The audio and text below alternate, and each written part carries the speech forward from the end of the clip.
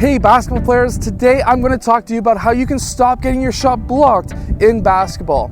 Now, there's a few different tactics that you can use to stop getting your shot blocked. Number one, if you're taking a shot from the perimeter, if you're taking a 3-point or mid-range shot, or even a shot from the elbow, number one is to get more arc on the ball. Now, how do you do that? Number one, you're going to need to release that ball much higher.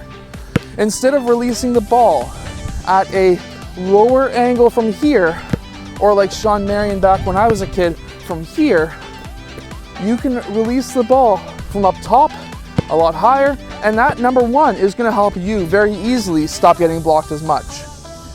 But number two, I was asked why or how can I stop getting my shot blocked going in for a layup on the rim? Now, number one is having your offhand do all the work. So when you're going in for a layup, it's very simple. You take your 2 steps and you go in for your layup. Nice and easy.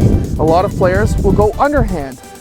That can get your shot blocked very easily. I'm going to explain to you right now how that happens. Now, I was asked how you can stop getting your shot blocked when you're going in for a layup on the rim. Now, to some players, this might be extremely hard. But, number one, a lot of players, even myself, I do this all the time. And that is when I go for my layup, I go underhand. Well, that's an extremely easy way to get your layup blocked. The reason for that is when you're going in for a layup, and you have your hand outstretched for that layup. If you have a defender on this side and he has a longer wingspan or just a bit quicker than you, he's going to be able to outstretch and block it and not get a foul. So, how can you combat this? Number one, the easiest way to combat it is when you go in for your layup is by going up, having your hand underneath the ball, but what I call overhand, which means that your hand's not trying to finger roll. You're getting it up like this, so you're going up almost like a regular shot, but also having an offhand there.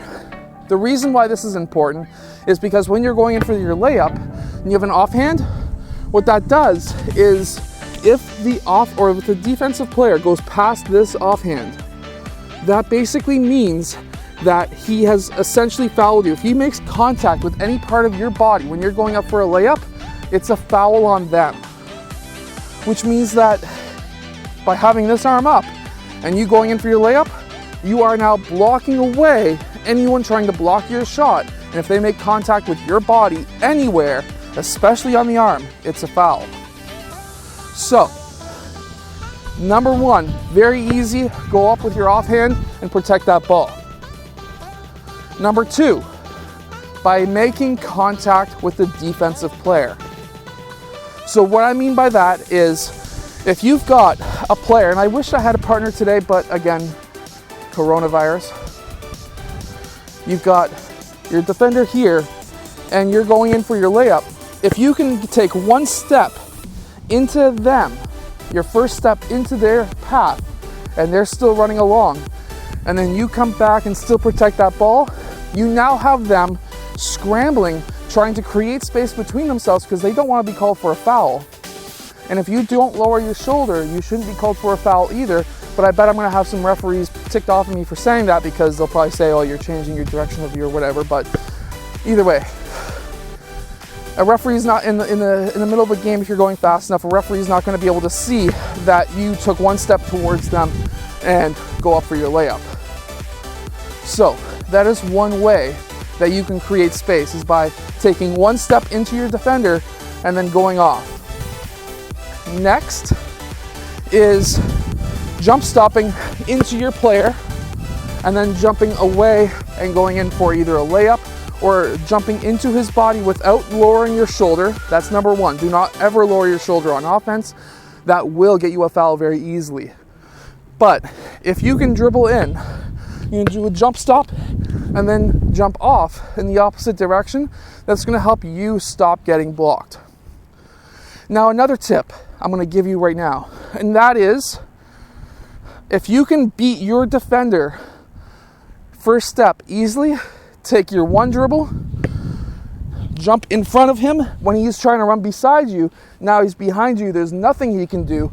You go up for your shot, and if you jump in front of him going fast enough and he's going fast enough, he's going to run into you. It's going to be a foul, and you're going to have an easy layup and one, and you're going to be stuck here shooting free throws into the wind that I should probably not try, because I'll probably get an air ball because the wind is absolutely ridiculous.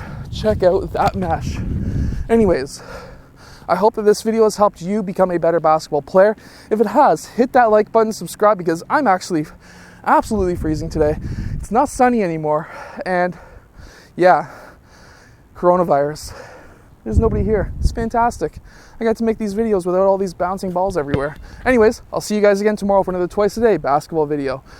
By the way, I hope that everyone stays healthy, and make sure that you're washing your hands and everything like that.